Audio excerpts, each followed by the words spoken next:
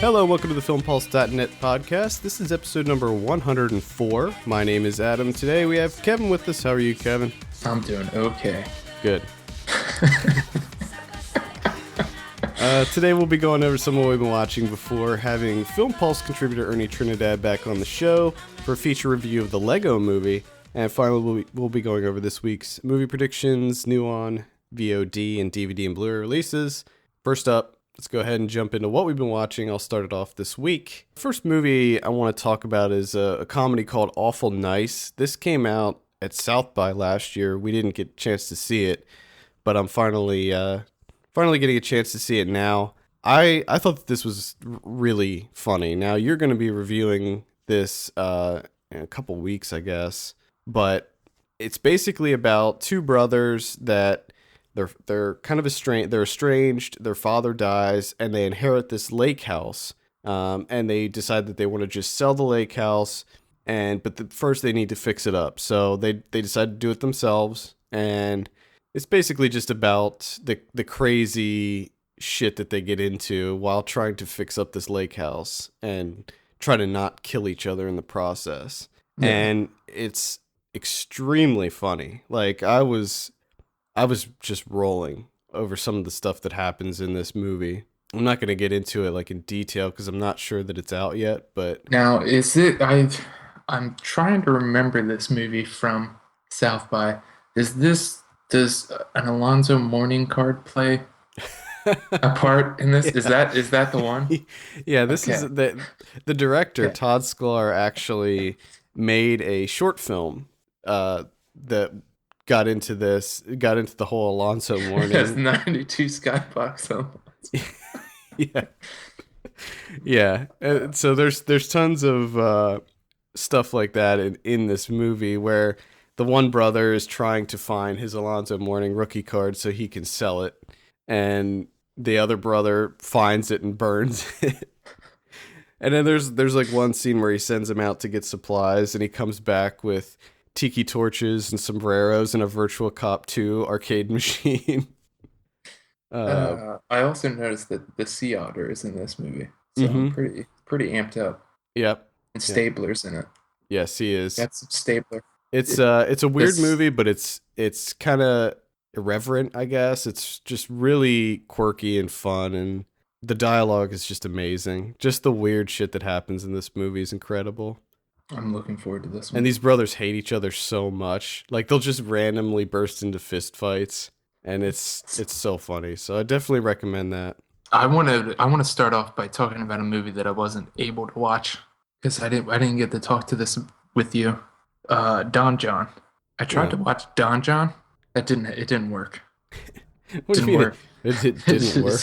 Just didn't work for me. I think I made it like 10 minutes, and I honestly paused the film and I asked myself this question: do I want to spend an hour and a half with these people? And the answer was an emphatic no. So I turned it off.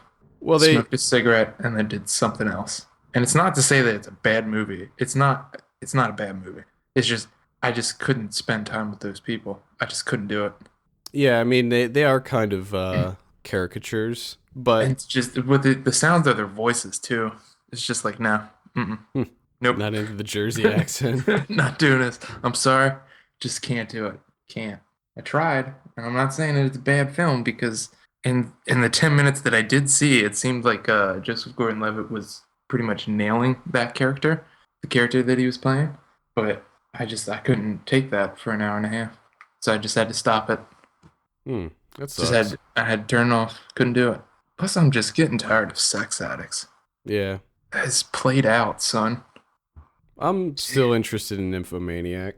Damn sex addicts. That comes out next month. So, I saw one that I don't recommend called Lust for Love. This is a romantic comedy with. Is it about sex addicts? No. Sounds like it would be. I know it does, right? But it's not. It's your pretty typical rom-com where there's this guy who ends up dating.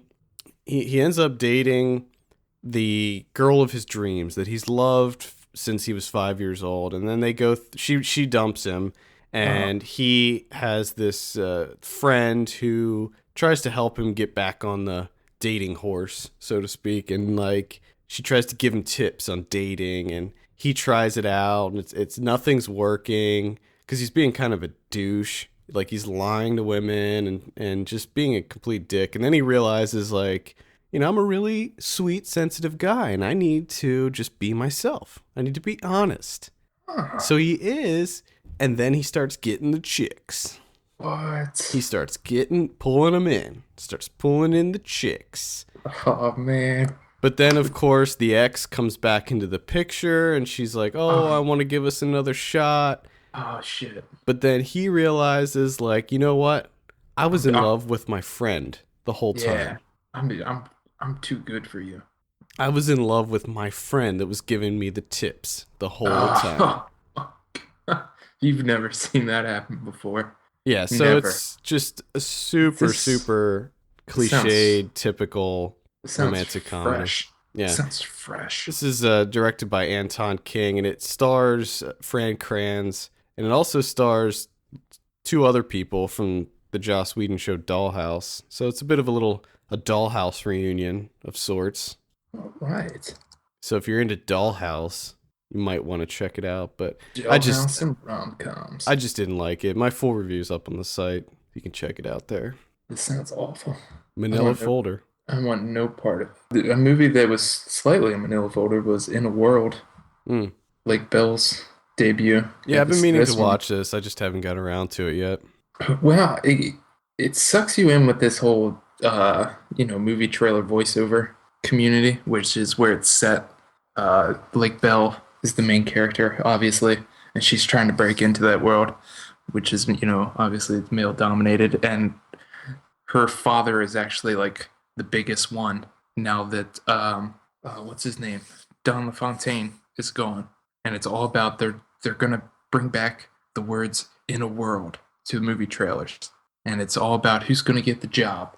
And it's, oddly enough, it doesn't focus on the voice trailer stuff at all. Yeah, really. That's what I heard. It's just sort of in there for no reason, really. And it's more about like relationships, like Lake Bell's sister sort of has a tough time with her husband, which is played by Rob Corddry, and it's about them like trying to get back together and work things over and smooth things out. And of course, Lake Bell does some voice work at one of these studios, and Dimitri Martin's like the head guy, and he's in love with Lake Bell, and it's all so quirky and awkward, and they're trying to get together. And Ken Marino's a douchebag, which he's excellent at doing, but he's like the up and coming voiceover talent. And it's pretty standard by the book type deal, which is unfortunate. I thought it was going to be different, but it's just a lot of the same stuff that you've seen over and over again. Well, I wanted to add this. Like, I'm okay with some of the standard kind of rom-com tropes as long as it's done well. Like as long as the dialogue's good, it's funny. Like, I'm okay with some of the kind of typical things. The dialogue seems like it'd be decent. It's okay. I mean, most of the comedy comes from Dimitri Martin and his character, but for the most part, it's pretty disappointing comedy-wise. There is one thing that Lake Bell does, a topic that she brings up, which is the sexy baby vocal virus, which I don't know if you remember, like when this movie came out and she was doing all the press for it. That was like the main thing that she would talk about in all of her interviews. So it feels like this movie pretty much exists just for her to discuss that topic, which is that weird female voice that the general population seems to have nowadays, especially the ones that wear Uggs. Yeah.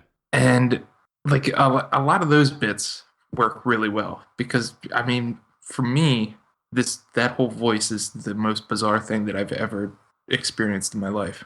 I don't understand it at all. It baffles me, and I find that very interesting. But everything else is just so humdrum and just, it's not that good. Humdrum. I was just really disappointed. I thought it was going to be hilarious. Not so much. Well, I have one that it's not out yet, so I can't really talk about what I liked or disliked about it, but I do want to kind of plug it. It's a documentary called Our Vinyl Weighs a Ton. This is Stone's Throw Records. So it's a documentary about the big hip-hop label, Stone's Throw. And as a huge fan of that label, I was really into the idea of this documentary. And it kind of goes over the history, and it kind of follows Peanut Butter Wolf around, and it talks to a lot of the artists on Stone's Throw, past and present. And it just really gets into kind of the history behind this really kind of prolific independent hip hop label.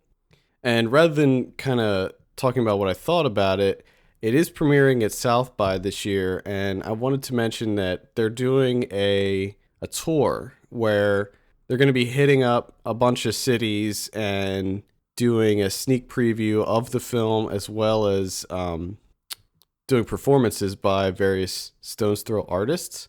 So head over to our site, and we have all the tour dates listed there, and check it out, because I think that would be really the tour starts on the 26th of this month, so you should definitely check that out. And if you're heading to Austin for South by, I would highly recommend seeing it there as well. I want to see this so much. Yeah. I was looking for something animated. For some reason, I've been on like an animated kick, and just light and entertaining, and I found it in Paranorman. Yeah. Which I realize is an odd time to watch this movie, but fuck it, I did it anyways. And my God, this movie is fantastic. The stop motion animation from what's the company called? Leica? I think, yeah, Leica. Coraline, Paranorman, and Box Trolls. That's the new one coming out. Yeah. The attention to detail that these guys have is unbelievable. Have you seen the new trailer for Box Trolls, where they do the whole world in his hands song with all this behind the scenes footage on how they did it? It's incredible. You have to see it. I'm gonna have to check that out. And one of the biggest things for me with Paranorman, outside of the beautiful, fully realized world that everything takes place in, is the lighting. I mean, it's not often that animated films you see such brilliant use of lighting, or even the cinematography. Really, which is also fantastic in Paranorman. But usually, there's just so much focus put into the animation itself that they really don't do anything outside of that. Yeah, the camera's just sort of there, tableau shot type deal. But the way everything plays out in Paranorman is fantastic. I mean, the story's fantastic, and I love all the sort of sight gags and references throughout. It's almost like you go down like the trip down memory lane of like your childhood. Oh yeah, of all the horror movies and everything, which is great. And the ending I thought was fantastic. Like the whole film, I was like, man, this is really great. The attention to detail, it's beautiful. But that whole ending sequence between Norman and Aggie, oh my God, that was mind blowing. Yeah, I've been meaning to rewatch this. I really want to see this again. One that I do not recommend, this will be the last one I talk about this week, is a film called Nurse, aka Nurse 3D. So I didn't really have any kind of expectations for this movie, but I noticed that it had a 69% on Rotten Tomatoes. And I was like, well, maybe it's just kind of B-movie exploitation fun, and I like that kind of stuff. So I watched it. This is available on demand, so you can rent it. And boy was I regretting that purchase. Oh, what? It is not. It is terrible. Paz de la Huerta is a terrible actress. I'm sorry, but she is awful.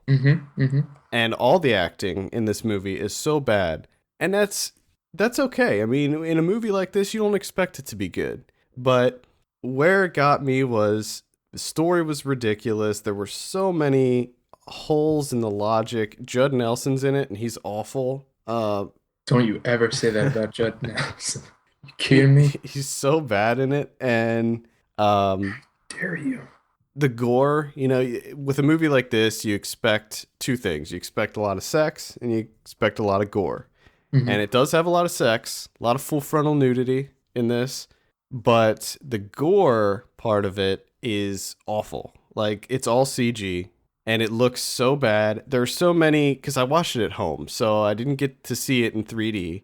So there's so many like in your face, like, hey, this is 3D, like reminding you that you're watching a 3D movie where there's like, somebody hits a table and a bunch of like surgical instruments come flying out at the screen. And there's a Oh, scene where she yeah. jams scissors through somebody's throat and it like comes out and sticks out. But it looks so bad because it's all done in this really cheap looking CG. Wow. It is terrible. This sounds awful. Yeah, Now, the it's. full frontal that you're talking about, is that mostly Kathleen Turner? I wish. It'd be amazing. Oh man, if it was just full frontal Kathleen Turner, that would probably bump it up like 2 stars. No, it's not. Paz de la Huerta gets she's naked a whole bunch in it. Surprise. Yeah, big surprise It's, there. But she's just so awful, dude. Like I yeah, don't even she's understand how how they she can. Oh, it's just so bad. how she works. I How mean, she it's gets not even like jobs. good on a bad level. Like I think that Yeah. maybe that's why people are critics are giving it a higher score because it's just, they're like, "Oh, it's just, B movie fun. It's just a classic exploitation film." But it's bad. It's a bad exploitation film. Like it's not going to be one that stands the test of time that 20 years from now people are going to be going back and watching it, you No, know. yeah, I don't think anyone's going to be doing that. The interesting thing is before we came in to record, I was actually watching Enter the Void. Well, my wife was watching, which has Paz in it, and that movie sucks. I hate that movie. I really do hate that It movie. was like it was like the first 30 minutes is like top scale Windows Media Player visualizations, and then the guy dies, and then he floats around. There's a shit ton of neon signs. First thing he does is watch his sister have sex, and then there's like another sex scene, and then there's more sex, and then there's sex again. A lot of Then drug there's use too. and then there's neon signs, and then there's sex, and then neon signs. And I'm just like, what the fuck is the point of this? I do not like that movie at all. And I think I had a seizure at one point. So I do not suggest watching Enter the Void. That was a piece of shit. I watched Badlands. Finally saw Badlands. Finally saw Badlands, and I'm not a big fan of Malik. Like I respect this movie, but I didn't really like it that I, much I at all. liked Badlands a lot. I can't take his structure, like the way his voiceover. I mean, right off the bat, I hate voiceover. I'm not a big fan of it. Um, the fact that he uses it almost endlessly throughout the film. I mean, there's not really that much dialogue between characters outside of the voiceover narration, except in Badlands, probably has the most with Martin Sheen as Kit.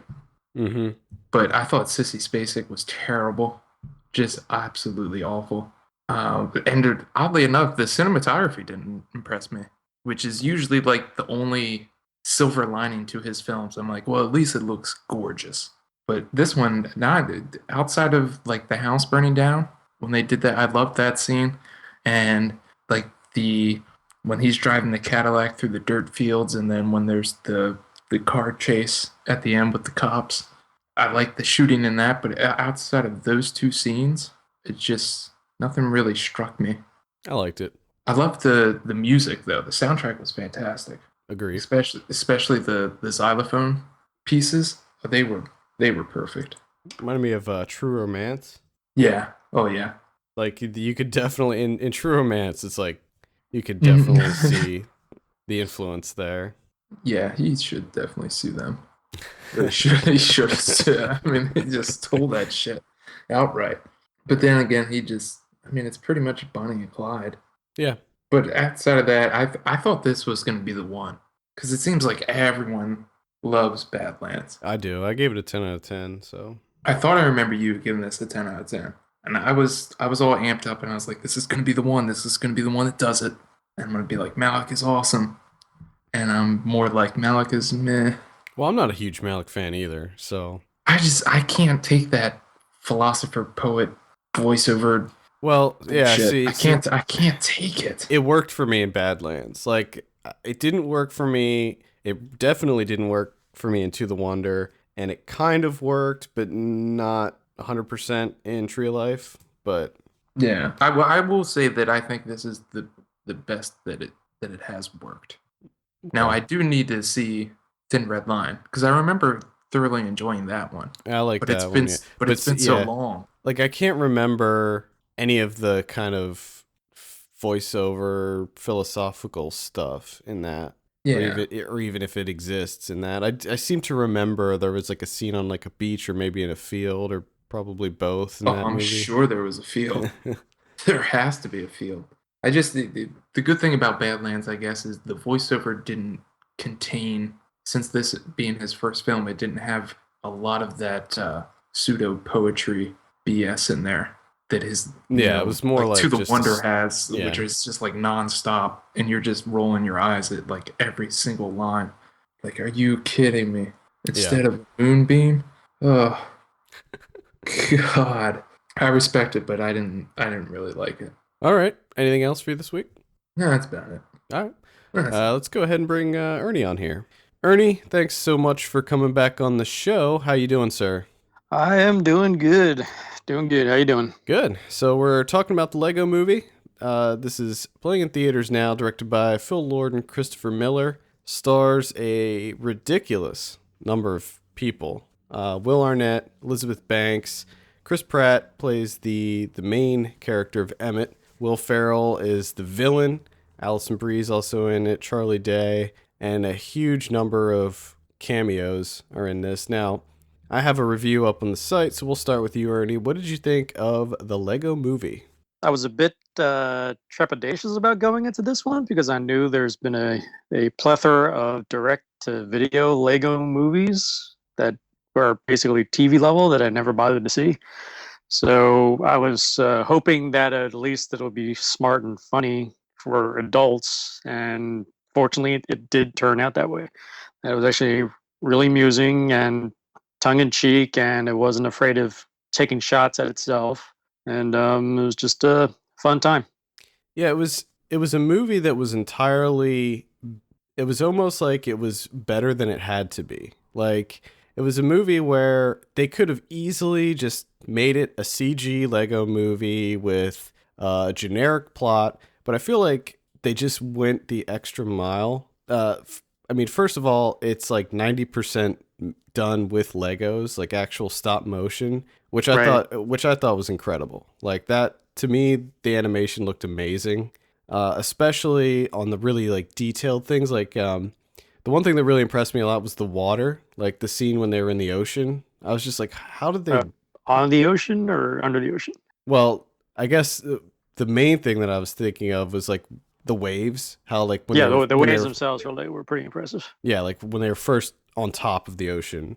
I thought that that looked awesome, and just all of the detail that went into creating this world, like the city and just everything about it looked so good, and it was really impressive. Like so that's like the first thing, but on a story level, I was really impressed with just the story in general, how it incorporated the whole concept of Legos, like using the instructions to build the kit versus just using your own imagination and creating something new. And I like how Right. that they kind of took that concept and put it into the movie where the villain, Will Ferrell's character, is trying to make everyone follow the instructions and conform to his idea of what everything should be like, and how there's this group of master builders that want to play by their own rules and deviate from the instructions. And I like that whole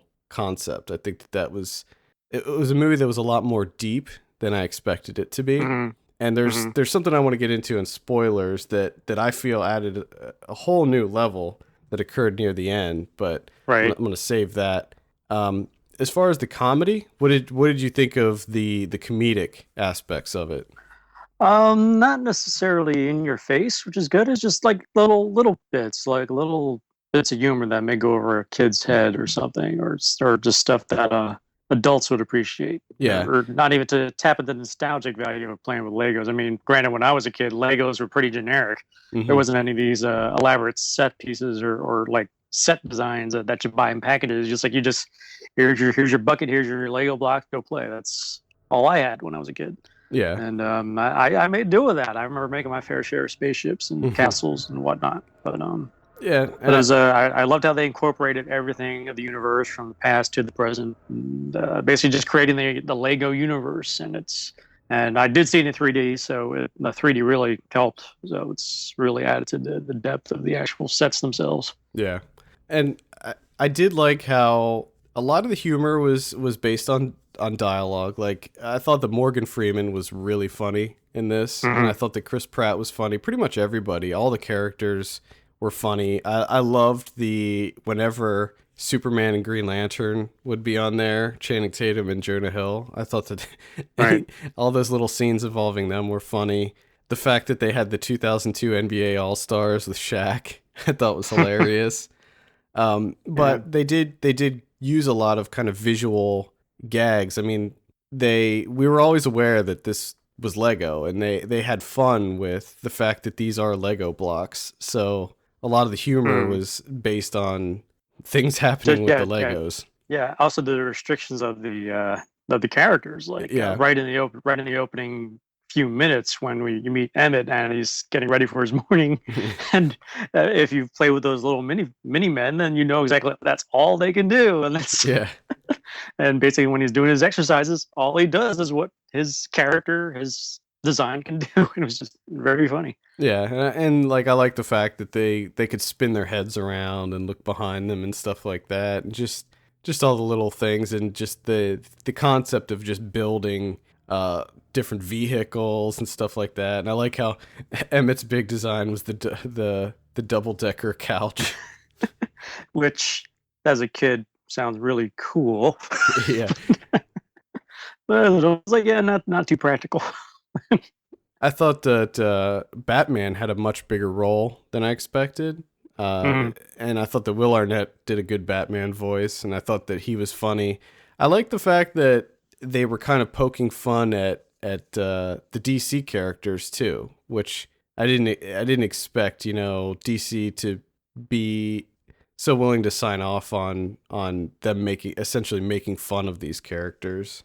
And I like that, and just the ridiculous amount of cameos. I mean, we have like Lord of the Rings characters, Harry Potter, Star Wars, Milhouse from The Simpsons is in this. Yeah, just even Michelangelo from Terminator, Turtles. Yeah, just so many cameos in this. Abraham Lincoln, which was pretty funny, who was voiced by Will Forte in a very small role. I liked Nick Offerman as the pirate Metalbeard. Liam Neeson was actually pretty funny as good cop, bad cop. Yeah, I liked that whole thing. I loved it when he turned into the good cop. His voice. I was like, is that really Neeson? I'm like, yeah, I guess it is. Yeah. It was just a fun movie, and I think that it is a movie that appeals to adults and children. There's a lot of like kind of goofy visual things that kids can like, but a lot of the dialogue was actually really smart. And I think that that's something that adults can like, especially because most people these days, no matter what age you are, played with Legos at some point in your life. And like I was really into Legos, so the nostalgia factor was pretty high up there for me. Right. All right. It really it obviously on the surface it looks like it's basically a blatant toy commercial, but it doesn't flaunt that aspect of it like say a GoBots movie or a Transformers movie, the animated ones, and clearly just selling the toys. But it's like all these toys are already out there, but they basically the movie embraces that and says, "Go play." Yeah, it's like and they even kind of poke fun at themselves for having so many different kits. There was that one the one scene when Morgan Freeman was talking about all the different kits and stuff, and they showed like all the ones that weren't included in the movie and stuff. I thought that was right. That was funny too, and they even took jibes at ones that apparently failed. Yeah. It's like ones we don't even need to mention. So yeah, I thought that was funny. They showed that what was the one Bionicle or something that was like one of those failed Lego. Yeah, I thought that was just direct to video movies now or something. Yeah, I don't know what that's all. That was after my time, so I'm not sure what that was all about. But it's funny because it was a good movie, and it did make me want to go out and buy some Legos, though. Like that, as a marketing ploy, it totally worked on me, because after I got home, I was looking up Lego kits online. Yeah, I would probably invest in the Super Star Destroyer Lego set or something. They just came out with the Simpsons house, and that's one that I want, but it's really expensive. I think the Simpsons house would be cool. They're also coming out with an Ecto-1 from Ghostbusters, which I would love to have. But Cool. let's just go ahead and jump into some spoilers, because that's the other thing, the big thing I wanted to talk about. So we'll put the time code in the show notes. We're in a spoiler section now, so if you haven't seen the movie yet, you don't want to be spoiled, just go ahead and fast forward this. The big thing that I wanted to talk about spoiler wise was the end. When Emmett goes through the portal and ends up in the real world.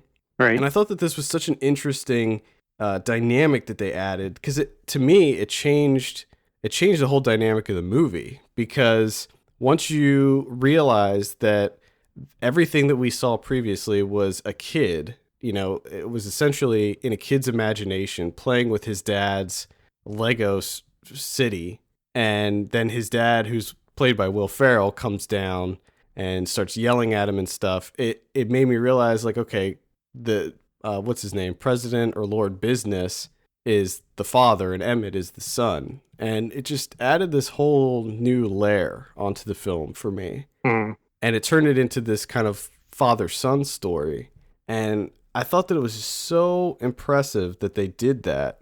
And I loved it when they did that. Yeah, I think the Toy Story films, I can't remember if they did it in the first one, but I think in the second and third one, the opening was basically Andy's imagination played out with his toys. And I remember how there's a progression. There's like, oh yeah, and two, you can see. I was like, yeah, that makes sense. That's very much how a kid would play. And then in the third one, the opening is like it was more violent. It's like, yeah, I can totally see how that's a 10-year-old's imagination acting out now. They grew up and it's more violent, and that thought was in my head as the film was progressing, as they start dropping little nuggets of like talking about the master and the guy upstairs and yeah. And then it pretty much cemented it to me when I guess since we're in the spoiler section, when Morgan Freeman's character is killed off by the president, and then his ghost appears on a string. Yeah. So I'm like, oh, so immediately I knew that we were in the visualization of the child's imagination, which then as soon as I saw that's where they were going, I was like, oh, that is cool.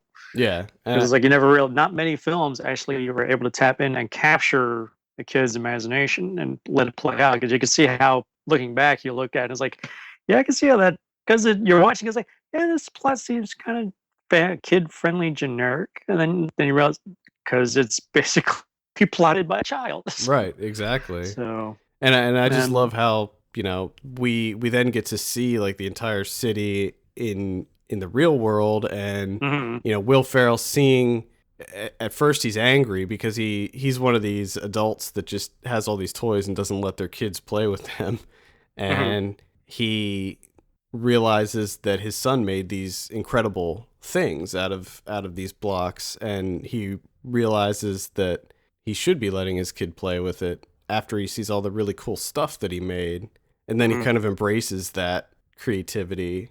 And I just thought that was such a kind of a touching moment, but also just extremely well done. Yeah, I had my own personal moment of Lego president business when I was back home playing with my nephew, and he just opened up his Star Wars Episode 1 Lego pod racer set, and we were starting to put it together. I was following the instructions, and he was just putting them haphazardly together. I'm like, oh no, that's supposed to go there. That's supposed to go there. And I was like, I watched him, he was like, I hope he made his own pod racer instead of following the instructions. Probably better than the original. Yeah, I mean, it's just it's a really interesting message, and that was kind of always the message of Lego. It's like they include instructions in the kit, and you could follow the instructions and build what's in the box, but you never have to, and they never try to say, okay, well, this is what you need to do. You can just do your own thing, and that's almost just as important as creating, you know, whatever's on the box.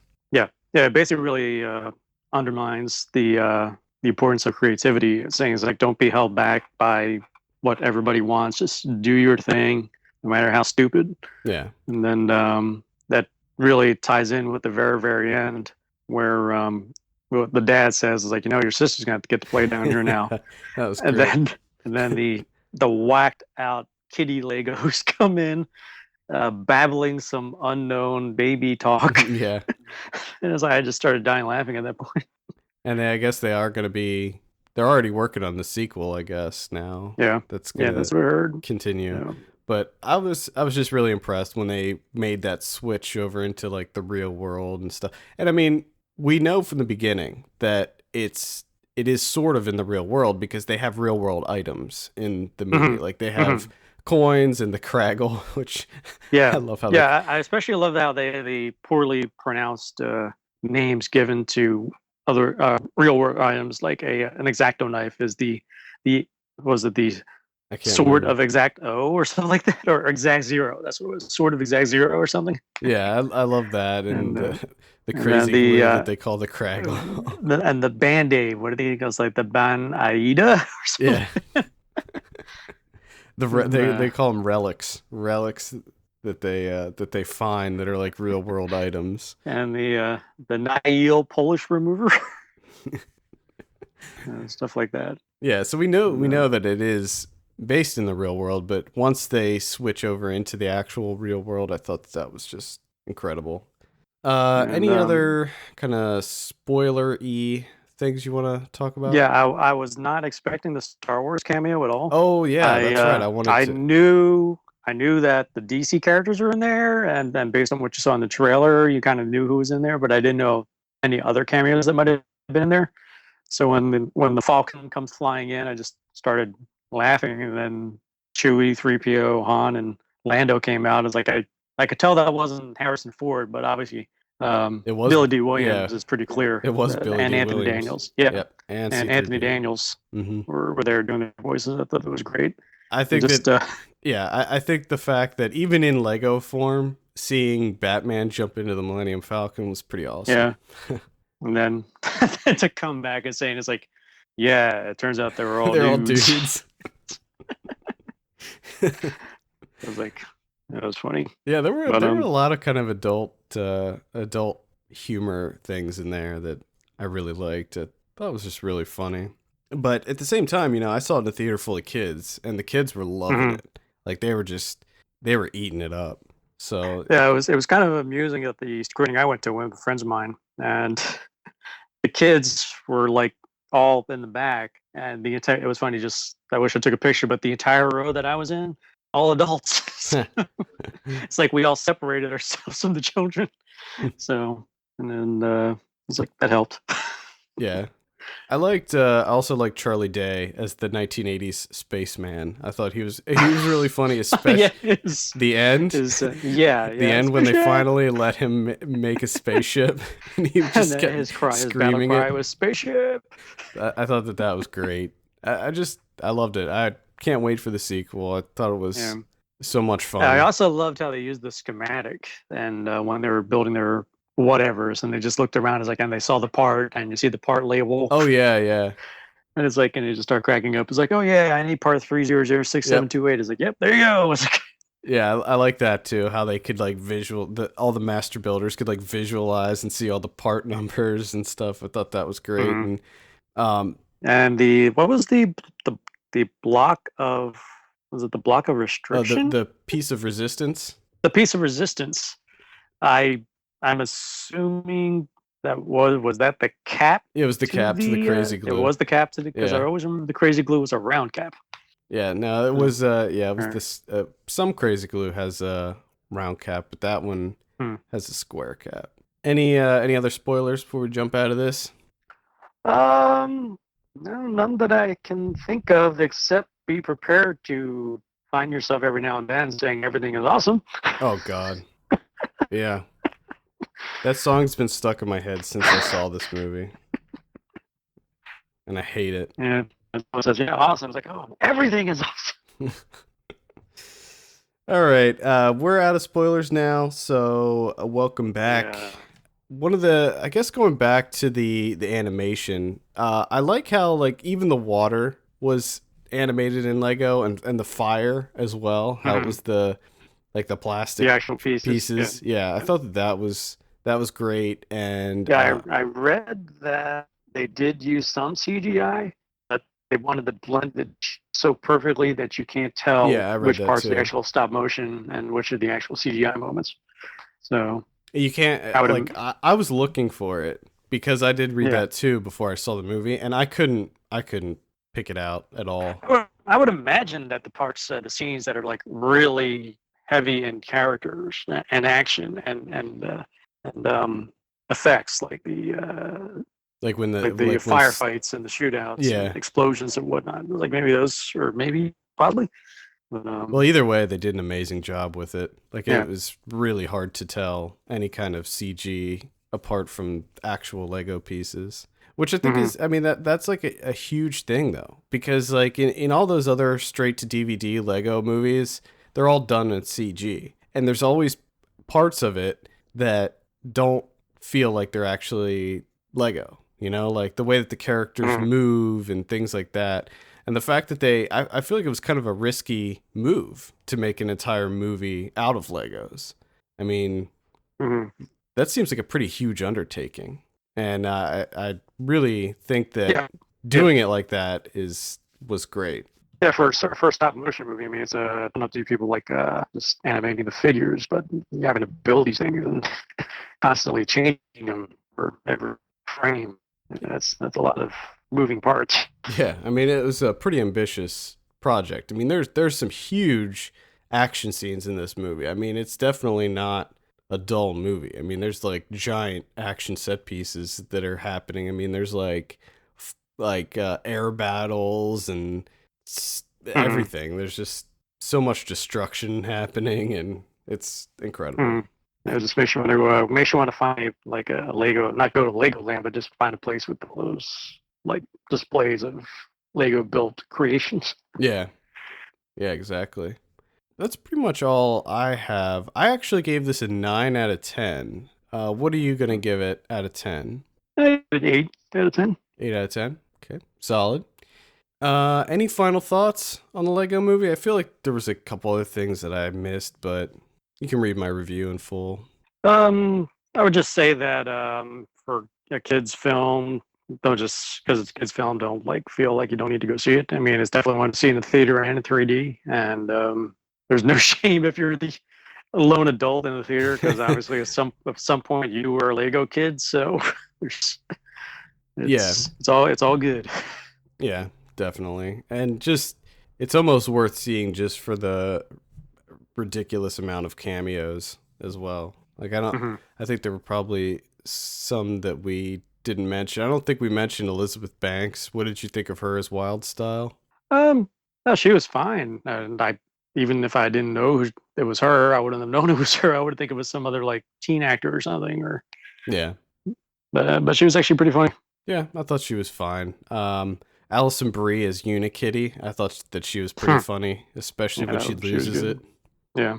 I thought that was great. But there you have it. Lego Movie. Definitely check it out. It's absolutely worth seeing in the theater.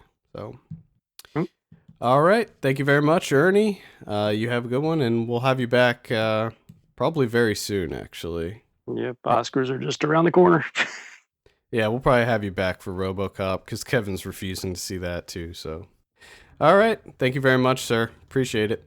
You're welcome. Let's go over some predictions. Last week we said the Monuments Men. I said 55. You said 60. Actual 33. I had a feeling that it was not going to be well received. Well, the whole thing with that when they pushed the release date back and Clooney said it was something wasn't coming together properly, that had me a little worried. Yeah. It was supposed to come out in December, I think. Lego Movie. I said 86. You said 88. Actual 97. I'm actually pretty jazzed up for this one. Oh, you should be. You I think should I'm be gonna. jazzed. I'm waiting to take my nephews to this one. Yeah, they'll love it. You'll love it. It'll be a great time. Vampire Academy. I said 18. You said 6. Actual 11. Mm. Oh, yes. Should be lower. But I don't know I'll why I take it. said 86 on the Lego movie. That was stupid. Yeah, I'm an idiot. Ah, And then you followed up with what? You said 18 for Vampire Academy? yeah. You stupid son of a bitch. I don't know. That one seems more normal. 11. Next week we have RoboCop. Yay. I think that this is going to be really bad. It's going to be terrible. I'm going to say 41, and that's generous, I think. I'm going 36. We also have Winter's Tale. It's that delightful time travel romance. As if we don't have enough of those. I don't know if it's technically time travel, but It's something. It's like he doesn't- awful. He doesn't die, yeah, it's like he doesn't die, but also Russell Crowe doesn't die. and then They all just live forever. but they just still try to kill each other. Because I think like Russell Crowe's trying to kill him, Yeah, but you would think that he would give up at some point because he's not dying. yeah. And do something else. I think they're all Yeah. just like Highlanders or something, and I hope that that's what it turns into. it's a Highlander. Like they movie. kept they kept that out of the trailer, and then at like the 45-minute mark, everyone just bust out swords, and it's just an epic sword fight for the last hour. That'd be awesome. What are you thinking on Winter's Tale? You have no idea how happy I am that this is finally out, because I don't have to see any more of that fucking trailer. And I'm gonna say it's gonna be like damn it, 34. 34? Okay, I'm gonna go. I'll say 41, which is the same that I'm predicting as RoboCop. Both 41 this week. I would like to see a crossover of Winter's Tale and RoboCop. Ooh, Winter's And- RoboCop tale Yeah, with the Highlander, with the Highlander. with a Highlander aspect in there. Nice. I think it'd be fantastic. Also, in limited release, we have the New Black, which is a documentary that I saw that a while back. I think I have a review for that up on the site. About Last Night. Don't know anything about that. Isn't that another what's that guy's name? Kevin Hart. Isn't that another Kevin Hart movie? Oh yeah, you're right. Yeah. That's not good. Endless Love, which I don't know anything about. Adult World. That's one with what's her name? But it was both Emma Roberts and the other dude from American Horror Story. John Cusack? No, the kid. I know. What is that kid's name? I don't know. I think that they're like engaged. Emma Roberts and that dude are engaged. Evan Peters? Yeah, that's it. Evan Peters? It looks I don't know. That could be interesting. It's not going to be. Probably not. Date and Switch. Ooh. It's about two best friends that vow to No. lose their virginity by prom night, and then it turns out that one of them is gay, Oh my god. and their friendship is tested. So put to the test, then they learn from each other, And they are, and gonna- then they find out that they've been in love with each other the entire time. I hope so bad that is the end. Oh, Does have Nick Offerman in it. And Yeah. Gary Cole. Got some Gary Cole action in there. I haven't seen a trailer or anything. Maybe it's funny. I don't know. Easy Money, Hard to Kill. Joel Kinnaman in 2 movies premiering next Oh. week.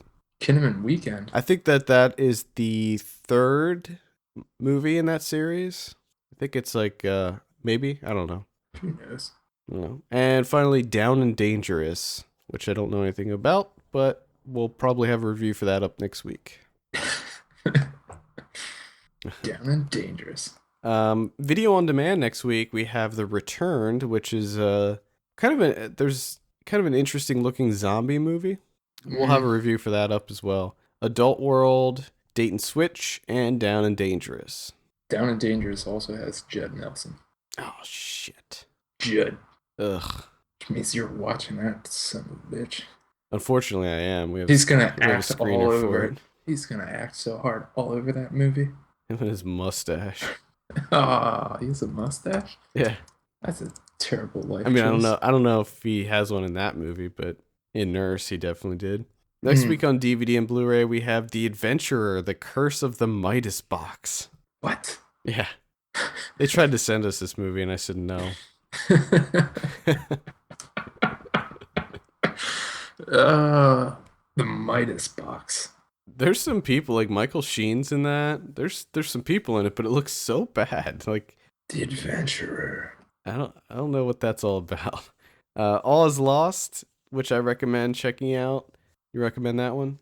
Yeah, I do. I actually want to revisit that one. I liked it. I liked it quite a bit. The Armstrong Lie, which I'm very curious to see. Austin Land, which we both give that hearty recommendations, I'm sure. I am a huge Austin fan. I cannot wait for this comedy. It looks like a treasure. Best Man Holiday, which looks bad, but I actually heard good things about it, so maybe... From who?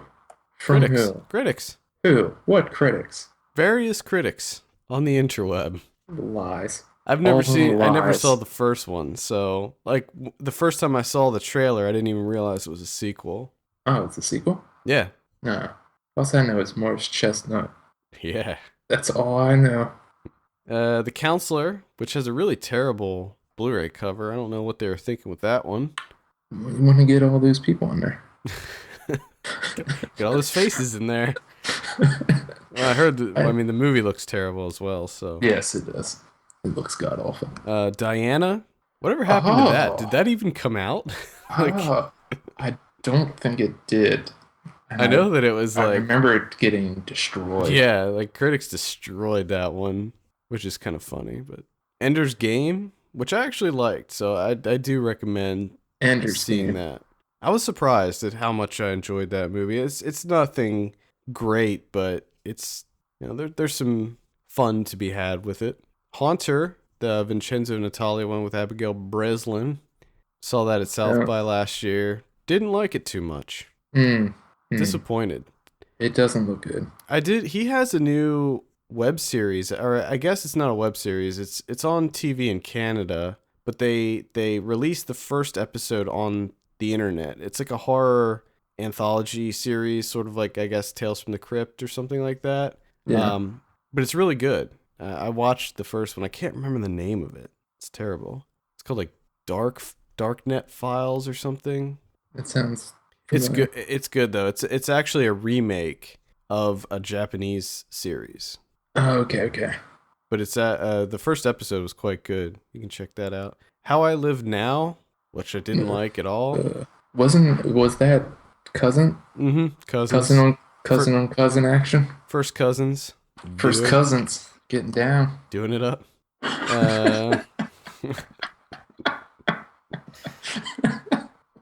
We have Pussy Riot, A Punk Prayer. I recommend that one. That one's good. We interviewed the director of that, didn't we? Mm-hmm. Yeah. Directors. I think we interviewed like 3 people for that one. It's like it was like a family affair. It's a whole big thing. Yeah. Well, check that out. And then Wajda. I want to see this. I have an interest. Yeah, I definitely have an interest in seeing it's extremely interesting. The production aspect of it. Filmed entirely in Saudi Arabia by a woman. From a van. Yeah. From a van. From a van. Hiding out in a van. Hiding out in a van making a movie. Come on. I'm just hanging out in this van making a movie. No big deal. It's just the first movie ever. Don't worry about it. It's awesome. Don't make a big thing about it or anything. Any others that are coming out that I missed? There's actually no Criterions, which is, I think that they had to take a break to get amped up for next week. All right, that'll do it. For the latest film news reviews, visit us at filmpulse.net. Follow us on Twitter at filmpulse.net and be sure to rate us on iTunes. We appreciate that very much. For filmpulse.net, my name is Adam. I'm Kevin. And we'll see you on Thursday for Ryan Watches a Movie. No parents! Continue darkness! More darkness, get it? The opposite of light! Black hole! Curtains drawn! In the basement! Yeah, dude, all wiped out. This got Mark Maron, Dustin Diamond, Eve, and Meta World Peace. What more do you need?